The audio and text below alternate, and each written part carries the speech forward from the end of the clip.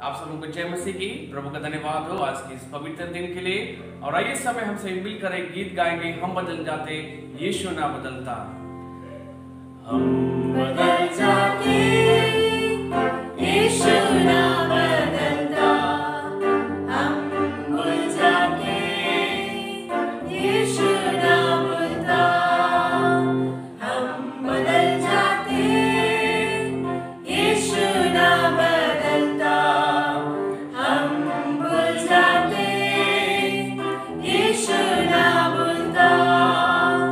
दूर में हो, कष्ट में हो, शोक विलाप में हो, यीशु नहीं छोड़ता, हमेशा रहता साथ।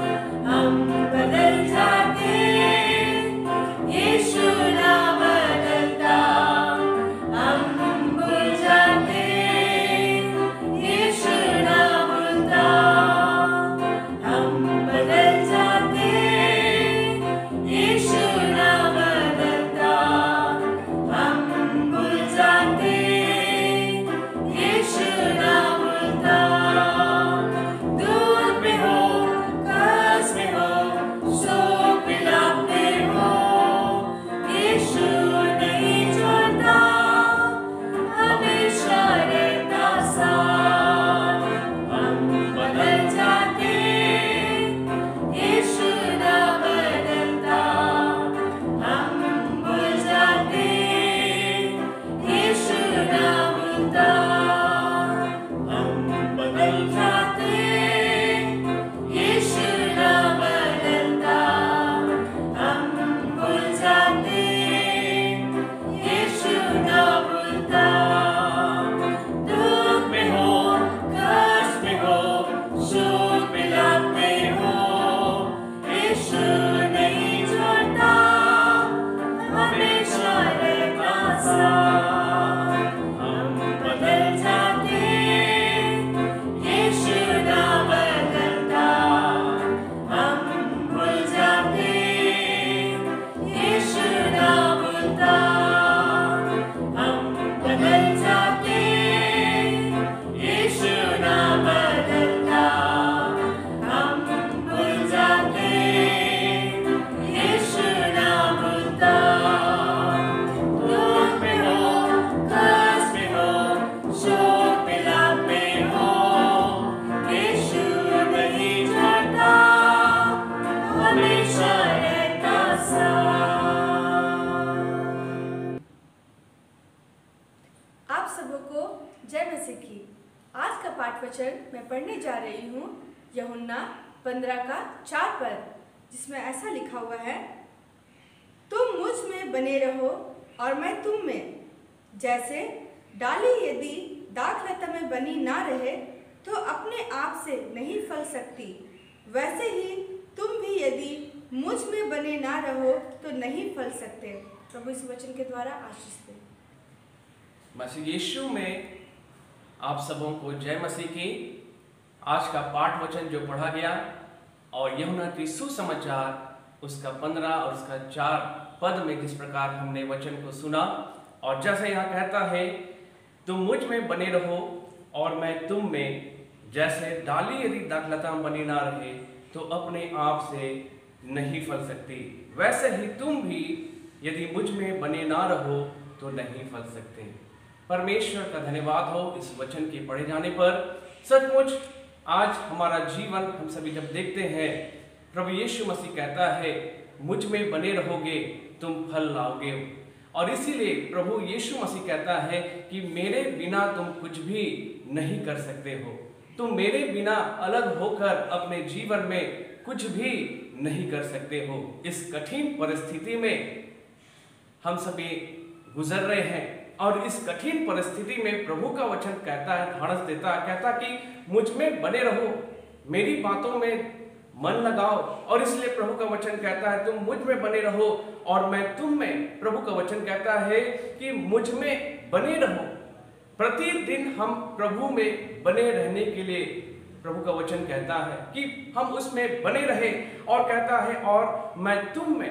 यदि हम प्रभु में बने रहेंगे तो उसका वचन कहता है प्रभु मैं तुम में क्या रहूंगा, बना रहूंगा। और जैसे डाली यदि दाखलता बनी ना रहे तो अपने आप से कभी फल नहीं सकती। आज बिना प्रभु यीशु के द्वारा हम फल नहीं सकते और ना कि हम अपने जीवन में बढ़ सकते हैं। परमेश्वर का वचन एक जगह यहाँ पर हम देखते हैं और वह लिखा है मत्ती रचित सुसमाचार और उसका 19 अध्याय में हम सब यहाँ पर पढ़ते हैं और उसका हम सब यहाँ पर देखेंगे 19 का और उसका 26 पद में इस प्रकार से लिखा है, यीशु ने उनकी ओर देखकर कहा, मनुष्य से तो यह नहीं हो सकता परंतु परमेश्वर से सब कुछ हो सकता है।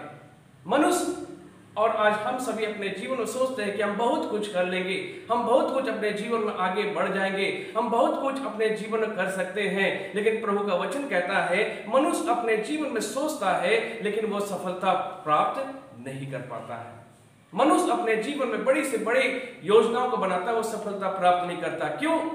जब हम प्रभु पर अपने जीवन को समर्पित करते हैं, जब हम प्रभु में अपने जीवन को रखते हैं, तब वो कहता है परमेश्वर से सब कुछ हो सकता है, अर्थात प्रभु यीशु मसीह से सब कुछ हो सकता है। इसीलिए प्रभु का वचन कहता है तुम मुझ में बने रहो और प्रभु का वचन कहता है और मैं तुम में। जैसे डाली यदि दाखलता में बनी ना रहे तो अपने आप से फल नहीं सकती, वैसे ही प्रभु आज हमारे जीवन में चाहता है कि हम भी प्रभु के साथ जुड़े रहे, प्रभु के साथ बने रहे, प्रभु की उपस्थिति में चले और प्रभु की योजनाओं के अनुसार अपने जीवन को ले चले।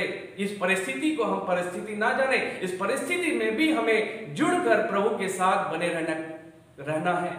और इसीलिए मिस्री, जब हम सभी पुराने उत्पत्ति में हम सभी देखते हैं कि मिस्री लोग जो थे इजरायलियों के ऊपर में अत्याचार कर रहे थे, लेकिन इजरायली लोग अपने परमेश्वर को दुहाई दे रहे थे, एक मन होकर आराधना कर रहे थे, एक मन होकर पुकार रहे थे, एक मन होकर चिल्ला रहे थे। इस परिस्थिति उनके जीवन पर था। इजरायलियों के ऊपर में ऐसी परिस्थिति था कि वे लोग परमेश्वर की आराधना नहीं कर पा रहे थे, वे लोग परमेश्वर की स्तुति नहीं कर पा रहे थे, वे लोग परमेश्वर की महिमा नहीं कर पा रहे हैं।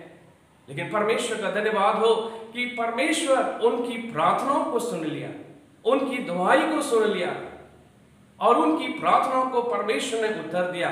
उस कठिन परिस्थिति में वे भी पुकार रहे हैं, प्रभु को पुकार रहे हैं, हे परमेश्वर हमारी सहायता कर, हे परमेश्वर हमारी मदद कर। इस कठिन परिस्थिति में प्रभु तू मुझको तू बाहर निकाल। और ऐसी परिस्थिति में परमेश्वर ने उन सबों की प्रार्थनाओं को क्या कर लिया, सुन लिया, क्योंकि उनका मन एक मन होकर प्रार्थना कर रहे थे, गिड़गिड़ा रहे थे। गिड़गिड़ाने का अर्थ है कि हम लगातार उस विषय के लिए प्रार्थना कर रहे हैं, उस समस्या के लिए प्रार्थना कर रहे हैं, उसमें हम जूझ गए हैं कि नहीं प्रभु इससे हमको तू छुटकारा दे। और ऐसी परिस्थिति में जब वे लोग प्रार्थना कर रहे हैं तो उनकी प्रार्थना को परमेश्वर ने सुन लिया। आज हमारे साथ भी ऐसी परिस्थिति पाया गया है, आज हमारे जीवन के साथ भी ऐसी व्यतीत हम सभी कर रहे हैं। हम सब अपने अपने घरों में परमेश्वर की आराधना कर रहे, स्तुति कर रहे। परमेश्वर चाहता कि और हम घुटनों में आकर हम प्रार्थना करें और हम अपने जीवन में प्रार्थना को और भी बढ़ा दें। और यही परमेश्वर चाहता है कि इस लॉकडाउन में हम अपने जीवन को अधिक से अधिक समर्पित करते जाए, समर्पण करते जाए। परमेश्वर हमारे जीवन चाहता है कि हम उसके लिए समर्पण हो जाए, उसके लिए समर्पित हो जाए। और जब हम गिड़गिड़ाएंगे, जब हम उसे पुकारेंगे, वो हमारी प्रार्थनाओं को सुनेगा। और इसलिए कहता है कि मुझसे अलग होकर तुम कुछ भी नहीं कर सकते हो, मुझसे अलग होकर तुम कुछ भी अपने जीवन में सफलता कार्य को प्राप्त नहीं कर सकते हो, मुझसे अलग होकर तुम छुटकारा भी प्राप्त नहीं कर सकते हो। इसका अर्थ है कि प्रभु कहता है कि हमें उसके समीप बने रहने के लिए आइए हम अपने जीवन को प्रभु के सम्मुख में अपने जीवन को रखें, जिससे प्रभु हमारी प्रार्थना को सुने। और एक वचन हम सभी यहाँ पर देखेंगे, अंतिम वचन यहाँ पर लिखा है मत्ती सुसमाचार और उसका 7 और उसका 3 और उसका 8 पद में हम देखते हैं। यहाँ लिखा है मत्ती सुसमाचार उसका 3 और उसका 8 पद में कहता है, इसलिए मन फिराओ के योग्य फल लाओ।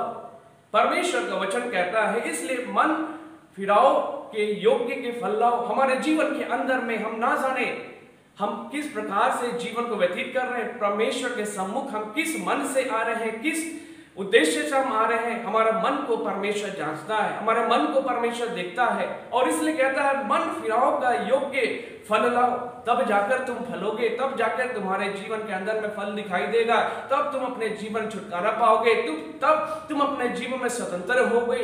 इसलिए प्रभु कहता है कि मन फिराओ के योग्य फल लाओ।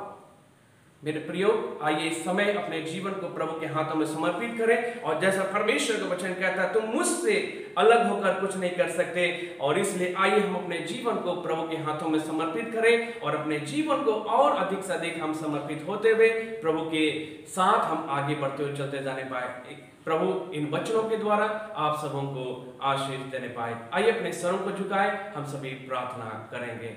मेरे महान अनुग्रहकारी प्रेम प्रभु, धन्यवाद देते हैं प्रभु तेरे सामर्थी वचन के लिए। प्रभु तेरा वचन कहता है तुम मुझ में बने रहो और मैं तुम में, जैसे डाली यदि दखलता बनी ना रहे तो अपने आप से नहीं फल तक सकती। प्रभु हम धन्यवाद देते, सचमुच तू हमारा दाखलता है और हम सभी डालियां हैं। प्रभु धन्यवाद देते प्रभु, तेरे बिना हम कुछ भी अपने जीवन में कार्य नहीं कर सकते, तेरे बिना हम अपने जीवन में कुछ भी प्राप्त नहीं कर सकते। मेरे परमेश्वर, हम सबों को प्रभु तेरे साथ बने रहने के लिए प्रभु बल दे, प्रभु तू शक्ति दे, प्रभु तू हमारे जीवन को आशीषित कर कि तुझ में हम सभी बने रहे। धन्यवाद देते हैं प्रभु, इन दिनों में हर एक परिस्थिति से, जैसा कि आज हम सभी इस परिस्थिति में प्रभु जूझ रहे हैं प्रभु, चारों तरफ जो महामारी है, चारों तरफ जो संक्रमित बीमारी है परमेश्वर, जो फैलता हुआ जा रहा है, लोग प्रभु मरते हुए जा रहे हैं, लोग प्रभु ग्रसित होते हुए जा रहे हैं। प्रभु यीशु मसीह के नाम से प्रभु जी प्रार्थना करते हैं, संसार से, पूरे विश्व से प्रभु जी इस कोरोना वायरस को प्रभु जी नष्ट कर दे प्रभु, जिससे हम सभी इससे स्वतंत्रता को प्राप्त कर सके। हे मेरे परमेश्वर, ताकि हम तेरी महिमा करें, तेरी इबादत करें प्रभु जी। हे मेरे परमेश्वर, हम सबों को बल दे प्रभु, तू शक्ति दे, ताकि इस समय में भी हम तुझ में बने रहकर अपने जीवन में आनंदित रह सके, खुश रह सके प्रभु जी। धन्यवाद देते सबों के परिवार पर तेरी आशीष होने पाए। धन्यवाद देते प्रभु इस समय के लिए, और इस प्रार्थना को प्रभु यीशु मसीह के नाम से मानते हैं, सुन और दया से ग्रहण कर, आमीन। अब हमारे ईश्वर पिता का प्रेम, प्रभु यीशु मसीह का अनुग्रह और पवित्र आत्मा का सहभागिता हम सबों के साथ अब से लेकर सर्वदा तक होती रहे, आमीन।